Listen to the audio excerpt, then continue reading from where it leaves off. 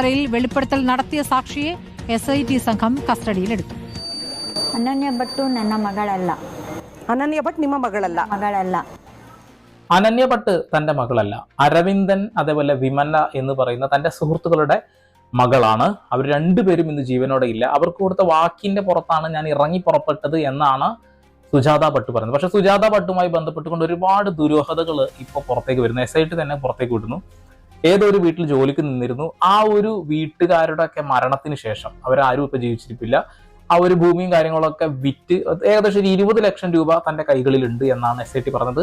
അതും വെച്ച് അവർ നാട് വിട്ടു എന്നുള്ള ഒരു കാര്യം. പിന്നീട് ഈ ഒരു വിഷയം വരുമ്പോഴാണ് അവർ പുറത്തേക്ക് വരുന്നത്. സത്യം പറയാച്ചിട്ടുണ്ടെങ്കിൽ സുജാത ഭട്ടിന്റെ ഈ ഒരു കഥ കേൾക്കുമ്പോൾ ഒരുപാട് സിനിമകൾ കണ്ട ഫീലാണ് എനിക്കുള്ളത്. ഒരു കാര്യം എനിക്ക് ചോദിക്കാനുള്ളൂ, എന്തുകൊണ്ട് സുജാത ഭട്ട്, അനന്യ ഭട്ട്, എന്തുകൊണ്ട് സൗജന്യ എന്ന ഒരു പേര് പറയുന്നില്ല, പത്മലത എന്ന പേര് പറയുന്നില്ല? ഒരുപാട് ആളുകൾ ഇതിനോട്